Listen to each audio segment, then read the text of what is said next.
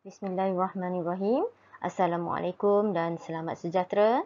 Selamat datang ke Fakulti Pengurusan dan Perniagaan UiTM Cawangan Johor, kampus Segamat. Tahniah saya ucapkan kerana berjaya menempatkan diri sebagai pelajar BA 114, Diploma Analisis Pelaburan, BA 119, Diploma Pengajian Perbankan. Saya, Puan Rosmah Abdul Ghani, merupakan koordinator program BA 114 dan BA 119 akan memberi taklimat akademik berkenaan program ini. Okey, sekarang kita tengok di Fakulti Pengurusan dan Perniagaan UiTM Johor Kampus Segamat. Kita menawarkan dua program iaitu Diploma dan Ijazah Sarjana Muda. Diploma kita menawarkan 4 kursus. Kita ada Diploma Pengajian Perniagaan, Diploma Analisis Pelaburan, Diploma Pengajian Perbankan dan Diploma Pengajian Perniagaan Pengangkutan.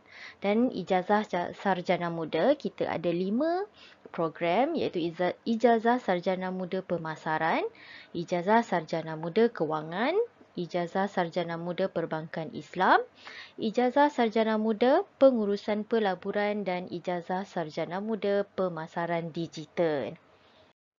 Okay, 4 program diploma yang berada di Fakulti Pengurusan dan Perniagaan UiTM Johor. Kita ada 3 di kampus Segamat iaitu Diploma Pengajian Perniagaan, Diploma Analisis Pelaburan dan Diploma Pengajian Perbankan.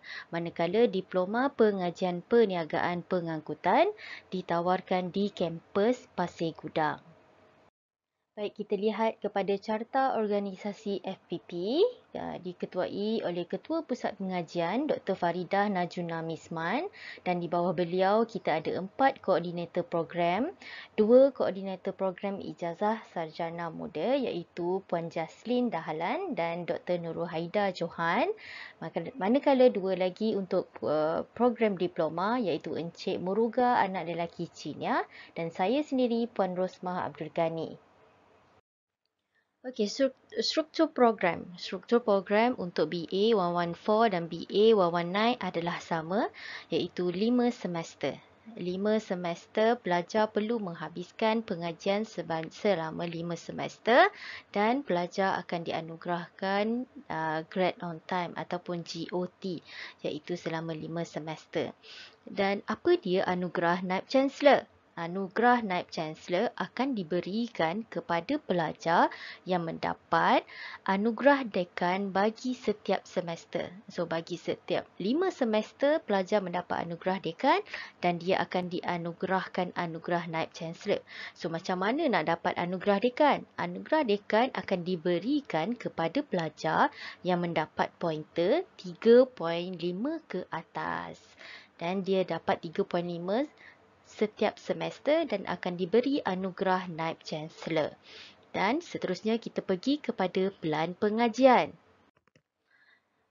Ini adalah pelan pengajian bagi BA 114.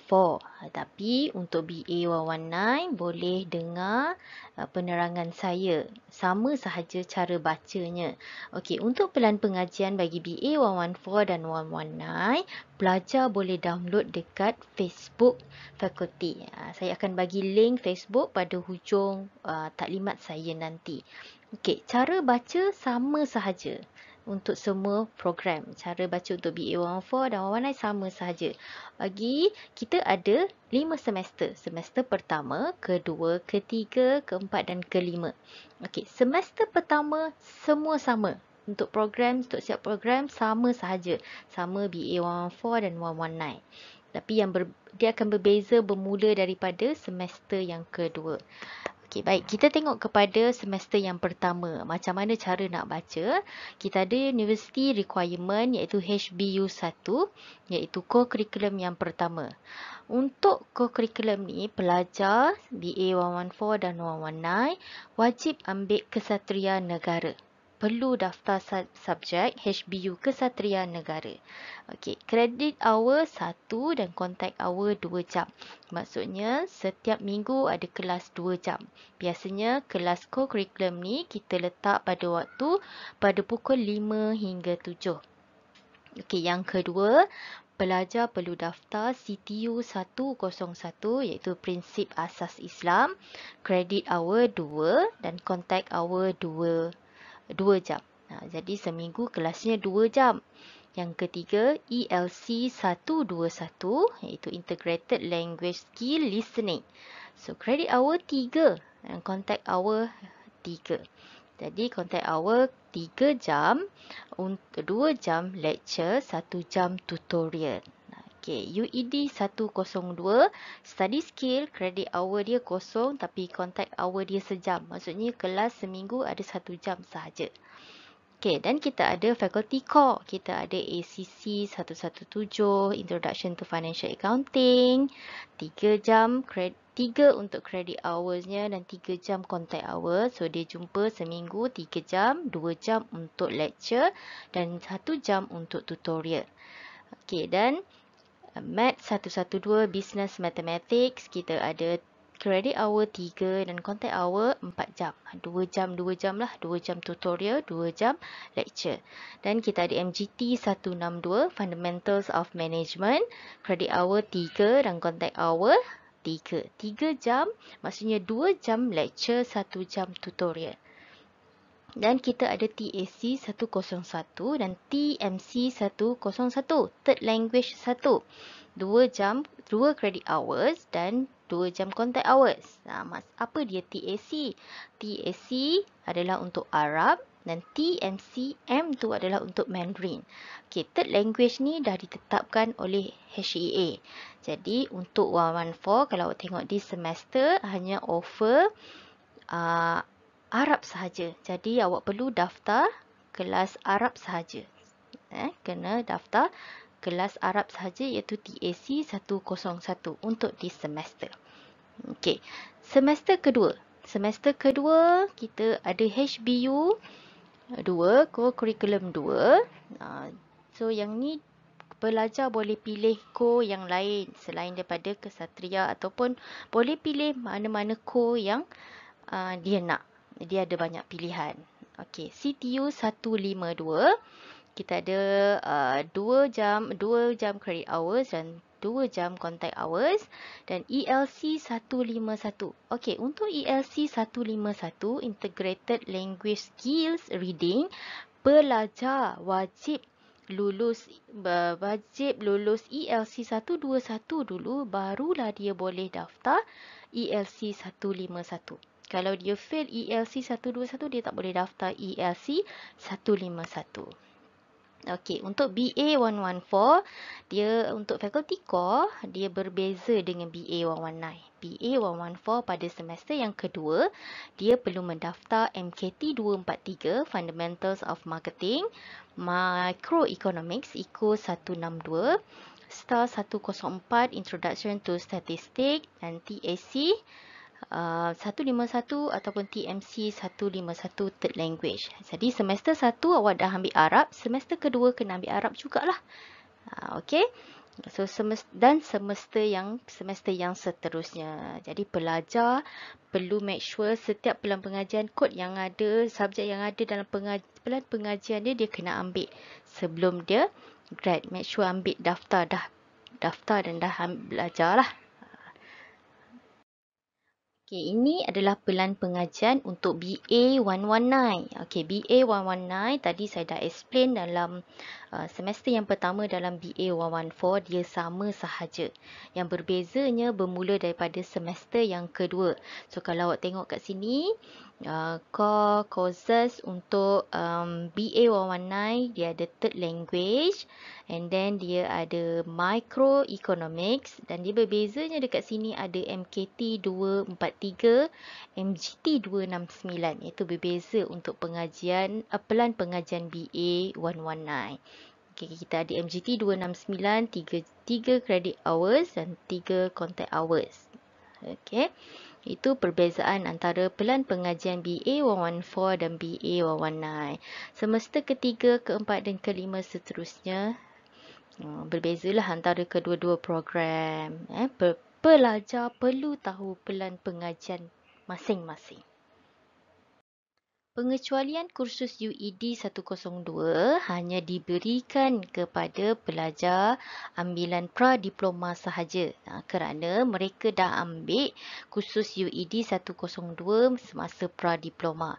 Jadi, semua pelajar ambilan pra-diploma perlu mengisi borang permohonan pengecualian kredit dan sertakan sekali dengan keputusan study skill UED 102 sebelum ni. Jadi, lampirkan kedua-dua ni dan saya akan sertakan link ni dalam grup Telegram nanti. Saya akan share link dan upload pelajar ambilan pra-diploma, upload borang berserta dengan keputusan study skill sebelum ni. Seterusnya adalah pendaftaran kursus. Okey, pendaftaran kursus. Macam mana nak daftar kursus ni? Pelajar perlu daftar sendiri melalui student portal.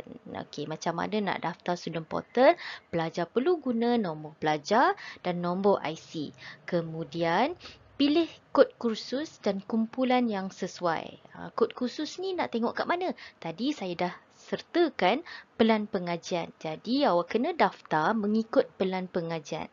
Awak semester pertama, so tengok kod apa yang perlu awak daftar pada semester yang pertama. Dan ikut kumpulan yang sesuai. Kalau sebolehnya, saya nasihatkan, kalau awak dah register JBA 1141A, so kod lain pun ikut 11A, 1141A. Kalau 119 1A, so daftar dalam kumpulan yang sama. Okey, senang rujuk kepada pelan pengajian yang diberikan. Okey, nanti awak akan tahu semester kedua nak kena daftar subjek apa.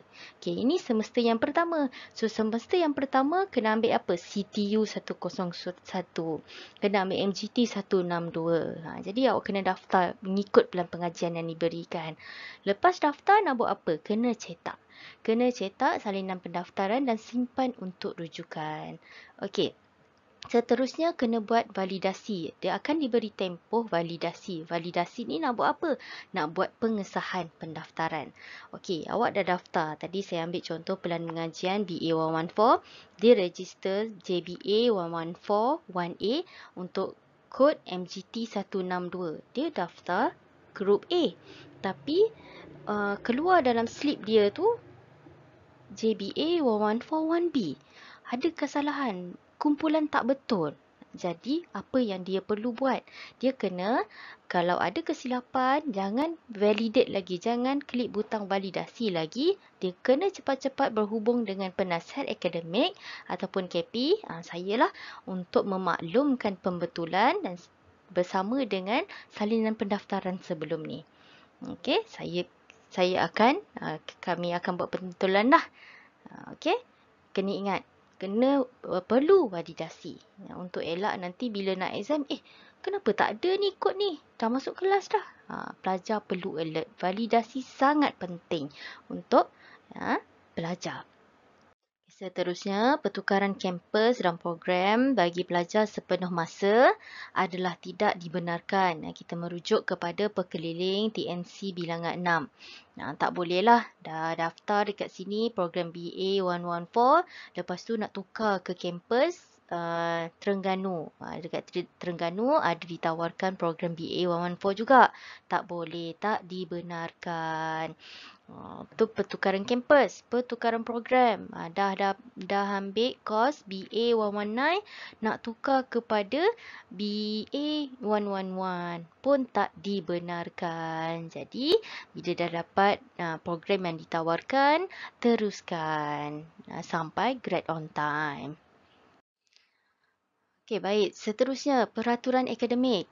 Peraturan akademik pelajar wajib mematuhi peraturan akademik selagi dia berstatus pelajar universiti. Baik. Saya ingin tekankan tentang kedatangan pelajar.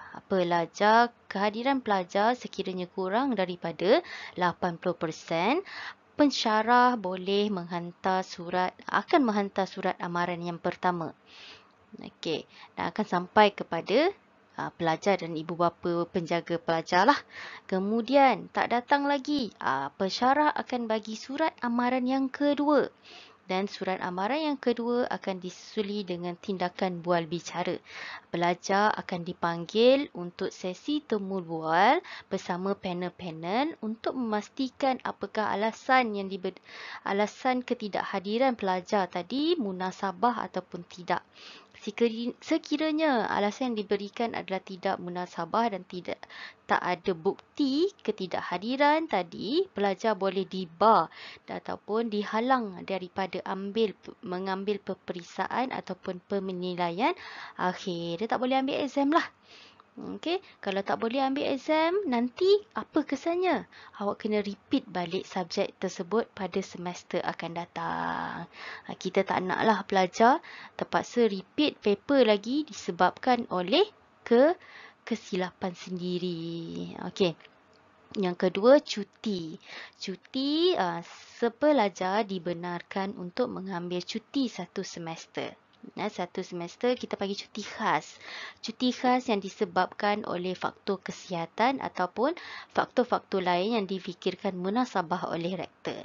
Macam mana nak mohon? Pelajar perlu memohon dengan mengisi borang dan disertakan dengan surat daripada pelajar dan laporan daripada pegawai perubatan universiti ataupun hospital kerajaan.